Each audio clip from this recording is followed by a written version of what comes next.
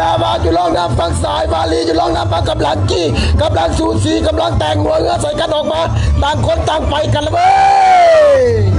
ไปแล้วเว้ยไปแล้ววะไผ่สิเก่งคนไผ่ล่ำเลิศนาวาหรือว่าสายวาลีปัจจุบันนี่กำลังจี้ใส่กันบี้ใส่กันบ่ได้ลดละใบไม่พายใส่กันเลยปัจจุบันนี้อัดใส่กันโมเมนต์ธรรมดาบึ้บปั๊บบึ้บปั๊บบึ้บปั๊บล่ำเลิศนาวาอยู่ลองน้ำฟังสายวาลีอยู่ลองน้ำฟังกำลังแต่งหัวเงือกำลังจี้เข้ามาจี้เข้ามาล่ำเลิศนาวาจี้เข้ามาล่ำเลิศนาวาสายวาลีก็ไม่ยอมเหมือนกันบี้ขึ้นมาบี้ขึ้นมาข้อหัวเงือจะหนีได้หรือบ่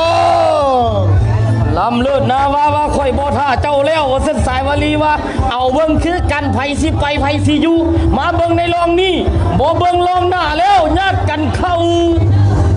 ลำเลิศนาวาจังใดวาจังใดวาจังใดจี้เข้ามาจี้เข้ามาจวดจวดจวดสายวาลีนำจี้เข้ามาลำเบียดเข้ามาไล่เบียดไล่บี้เข้ามาบี้เข้ามากระบยอมคือกันไล่เบียดเข้ามาหัวเพียงกันแล้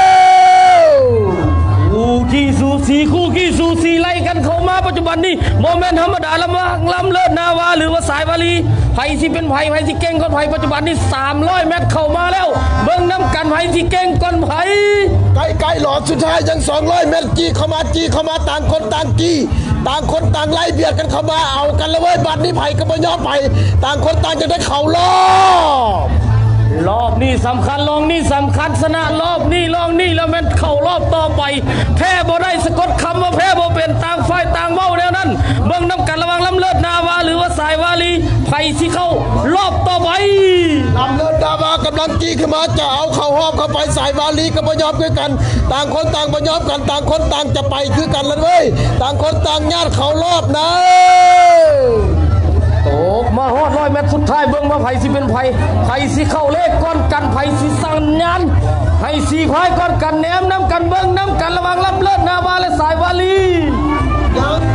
หลอดสุดท้าย30 เมตรไล่เบียดกันเข้ามาข้อเข้ามาจี้เข้ามาจี้เข้ามาจี้เข้ามาลำเลิศนาวาลำเลิศนาวาลำเลิศนาวาจี้เข้าเส้นใส